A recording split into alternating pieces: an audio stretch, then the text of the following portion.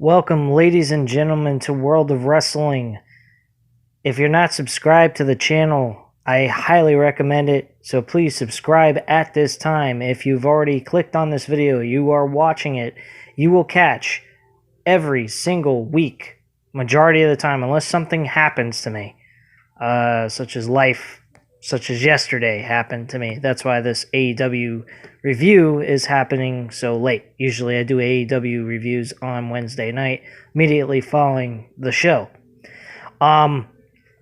So, let's get into it. AEW Dynamite, May 27, 2020 review. Hit the like button if you like this video. Hit the subscribe button if you're not subscribed to the channel, of course. And also leave a comment down below after you've gotten a chance to watch this video to leave your opinions about the show or any of the commentary I made on the show. I definitely like to bounce ideas back and forth. I have been building some commentary from some of my subscribers, so I greatly appreciate it from you guys. Whether you share the same opinion as me or not, that is fine. I totally understand that. Everybody has their own opinion, but please, if you have a difference of opinion, make sense of the opinion. Or don't state the opinion because the opinion makes you look foolish. Anyway, at this time, ladies and gentlemen, I have to say AEW Dynamite was lackluster, actually. Just to get it right out of the way. Mike Tyson, Chris Jericho's ending segment with the pepper alley situation. I particularly did not like this. Not based on the idea of Jericho and Tyson getting physical with each other. That wasn't the problem. The problem was the reason why they were getting physical. It was over a situation that happened 10 plus years ago. January 11th, 2010 is what was mentioned by Chris Jericho during the pep rally. I don't quite understand why the fuck are they highlighting anything that occurred on Monday Night Raw back in 2010, which was probably one of the worst years and the beginning years of what WWE started turning into absolute shit. Other people might have a difference in opinion on that and may think that it was crappier before 2010. And by all means, I can understand that. People were probably getting sick and tired of seeing John Cena as WWE Champion in the main event all the time, as well as Batista challenging for the World Heavyweight title every single month. So I totally understand that. Now, my point of view on this is that if you're going to go ahead and build a storyline on two characters, have a reason. Quite frankly, if you're going to have Mike Tyson involved in anything, it should be with Lance Archer and Jake the Snake Roberts. That is the real rivalry that should be going on here, because technically Tyson did somewhat screw over Lance Archer out of the championship for the TNT championship. So I didn't particularly like the way they set this up, but it looked like Tyson was having a good time doing this segment with Chris Jericho, as well as Jericho doing the same. They showed a lot of intensity at the end of it, so, you know, it is what it is. But I don't particularly like the idea of these two going at it based off of a situation that happened 10 plus years ago. What kickstarted the show was Matt Hardy and the Young Bucks going up against Joey Janela and the Private Party. This matchup was a nice little six-man tag team match. Matt Hardy and the Young Bucks won this match, hitting the Bank for Your Buck. That was the finisher that the Young Bucks connected with to end the match on, I believe it was on Cassidy.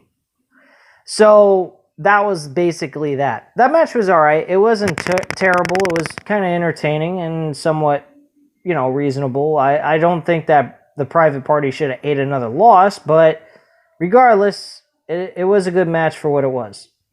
Brian Cage beat Lee Johnson easily with no problem. I thought that was a fantastic way of displaying his outrageous, tough, bitter attitude towards AEW and so forth. I also loved Taz on the mic.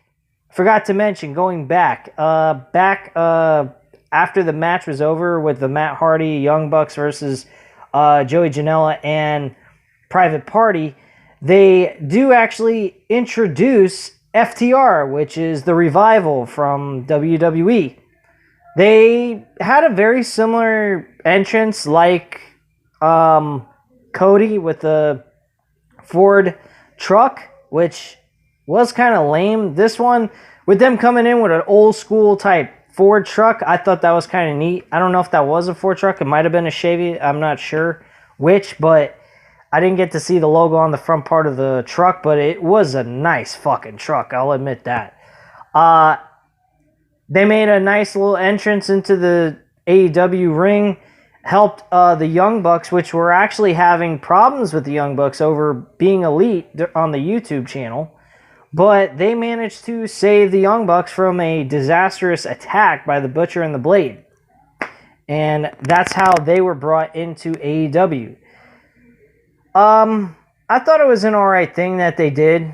Now, it was mentioned that Brian Cage is facing Jon Moxley for the AEW World Championship, a Fyter Fest pay-per-view that's coming up, I believe, in late June. Now, my attitude on that, I think, is a little too soon. I don't think they should be pushing Brian Cage right into a World Championship opportunity right out the gate. Maybe could have saved this for like another, a major episode of Dynamite or something. I'm not sure, but hey, this is their decision. This is what they want to do. By all means, go for it. But I wouldn't put Brian Cage over on Jon Moxley. I think that would be ridiculous. And at the same time, Jon Moxley beating Brian Cage, I think, would be kind of ridiculous. I think maybe the best way to go about this is have a draw where neither man can get back up to the count of 10 during a regular singles match, which hasn't happened in God knows how long. And do like a 30-minute match where they beat the living shit out of each other. I think that would be probably the best bet to go with. That way neither man is eating a loss here.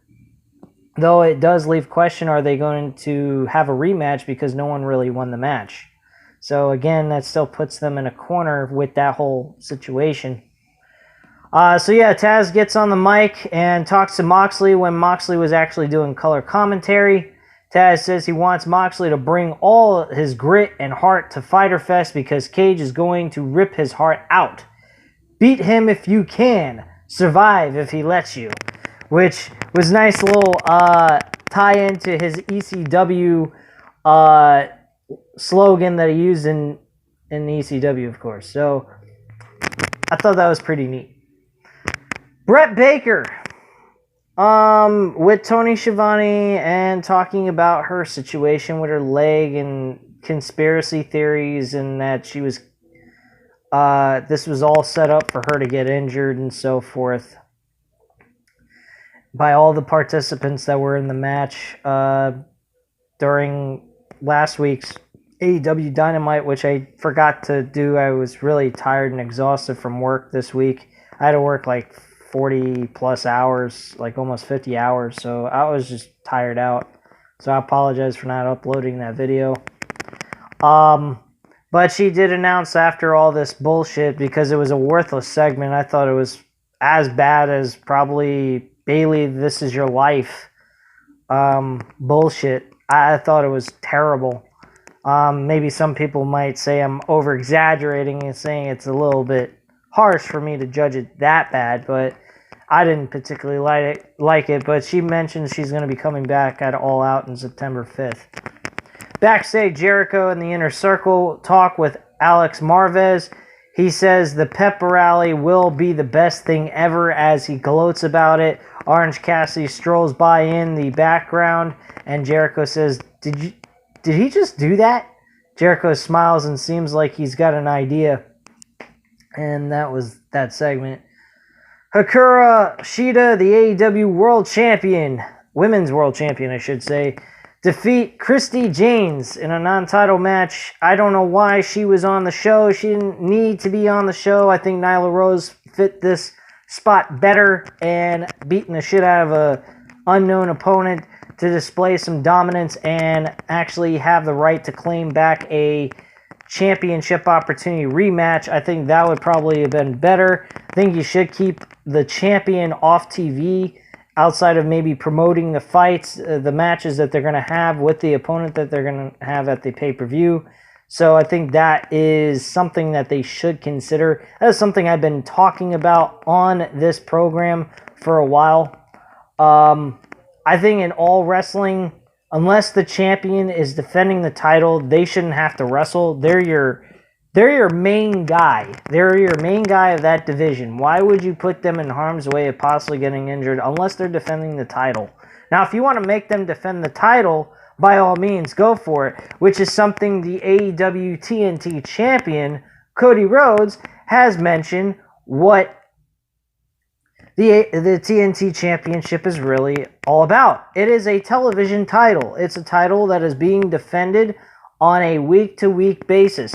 Now, when he says week-to-week, I don't think they have to literally stand by that.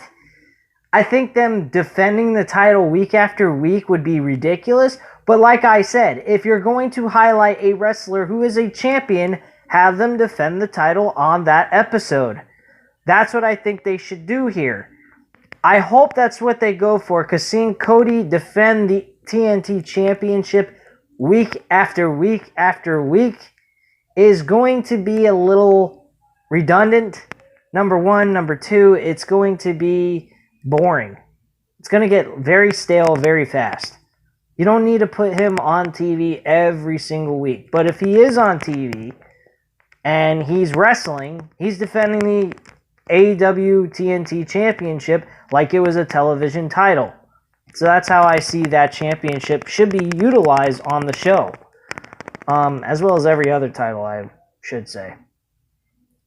Jimmy Havoc, Kip Sabian versus SCU. This is actually a match where the winner would get a tag team title match next week on AEW's Dynamite. And then after that, the winner of that match would go on to face the Best Friends at Fyter Fest on pay-per-view. Jimmy Havoc and Kip Sabian actually win this match, which was very disappointing. I didn't particularly like this, but SCU losing this match and then, Jimmy Havoc and Kip Sabian, they're not going to win the AEW tag team titles from Kenny Omega and Hangman Page. I think that would be off the walls ridiculous. They have no business winning the championship belts automatically right in their first title opportunity when they have not really worked their way into a championship opportunity in my mind. They've won a couple of matches, big fucking deal. The Young Bucks have been winning matches out the wazoo. SCU, same thing. They were even the former AEW Tag Team Champions at one point. The first Tag Team Champions, I may add. So, and then you're also talking about Scorpion Sky being this big character out of SCU. Why would you make them lose? Well, then again, when you look at it, are you really going to see Kenny Omega and Hangman Page lose the titles to a tag team on fucking Dynamite? No. So, I can understand the loss, but I don't think that SCU should have been in this matchup at all. I think they should have been taken off this card, put in something else. I really wouldn't have cared. But SCU losing this matchup, I didn't really like the idea. I think someone else should have taken the loss in this case. But otherwise, it is what it is. So, earlier today in the show, MJF talks about how great he is and being undefeated for over a year. He can't believe he hasn't received a title shot yet. Maybe someone in the AEW office doesn't like him very much. MJF says once he heard about the Battle Royal, he wanted to make sure Cody has competition. MJF says he'll have Wardlow out there as his insurance policy. And when it's just the two of them, Wardlow knows what to do. Wardlow says, but, and then MJF yells, but nothing, getting in his face. He then smiles and says it was a rib, it was just a joke, and then he walks away, and they're just kidding around, supposedly. The end of the Battle Royal match to get an opportunity at the AEW TNT Championship for next week's show. So we're going to have 2 title matches, which isn't bad. I'm sure that will be entertaining. The winner of this match was Jungle Boy, surprisingly enough. He managed to eliminate Wardlow and MJF at the end of this. That was super impressive. I think that was the best move they could have taken at this point in time, or took, because of the fact that MJF and Cody going at it on television over that title, not a good idea. That would be good for the TNT Championship if it was on pay-per-view, which I believe they should do at All Out, maybe, whether he's facing the world champion or facing Cody Rhodes. Now, if he faces Cody Rhodes, I'm okay with MJF beating Cody for the TNT Championship. This could also lead to him later on winning the AEW World title and giving the opportunity to Cody to face MJF next year. And I would say Double or Nothing. This is where I put this match. Hear me out. Double or Nothing. MJF is your World Heavyweight Champion by this time. Cody Rhodes is, we all know that he's out of the realm of being able to have the opportunity for the AEW World Championship. But with MJF being the champion, Cody getting fucked over by MJF last year at Full Gear, you put all that together, and you make the stipulation where, okay, you've already lost your opportunity to challenge for the AEW World Championship. Now, you're going to put your career on the line at this point. This is your the last shot. What they could do to make things even more interesting is put Tony Khan on television just to announce this one match. This would be entertaining as fuck to me. See Tony Khan on television on AEW Dynamite announcing this matchup and giving the okay for this match to happen only if Cody is okay with putting his career on the line, where if he loses, he can't wrestle in AEW ever again. Which, that would get people guessing. You would either see him win the title, or you think he's just going to end up going ahead and, doing his thing backstage and doing creative. That's a great opportunity for them. And it wouldn't be easy to, it wouldn't be very predictable. I think it would be very, very surprising either way they go. And it would fit perfectly with Double or Nothing because he's gambling his career away as well as the opportunity of winning the championship. So, like I said, at the end of this episode, we had the Inner Circle doing the pepper rally thing. They had cheerleaders, drumline, the whole bit, like a high school football team going out and celebrating for what, I don't know. They lost in this stadium stampede match, which made no sense. They were giving each other's gifts. Jake Hager was reading off a poem. You name it. They did the whole spiel like they've been doing, this gimmicky, funny stuff. They also had a shit ton of freaking shirts that they didn't know what to do with.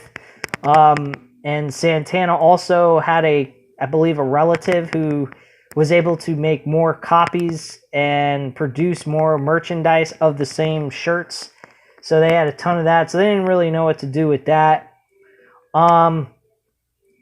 Sammy Guevara got a scooter type, wheelchair type of thing where he could just put his knee on top of the scooter and then stroll around by foot, what have you. I don't know. But one thing leads to another, and then Jericho's talking about Tyson, and the whole spiel what I talked about in the beginning. So that's pretty much it, guys. This was your episode of AEW Dynamite. Take it or leave it. I didn't particularly care for it that much, especially with the Mike Tyson Jericho idea. I think where they're going with this is totally stupid. But hey, they're having fun with it. That's all you can ask for. It's not an insult to intelligence, but it's kind of a lame way of bringing Jericho and Tyson together for a rivalry. That's all I feel about that. Anyway, again, guys, like I said, leave your comments and opinions down below. Hit the like button if you liked the video, and hit the subscribe button if you're not subscribed to this channel. And I thank you very much for watching, and have a great night, guys. Bye.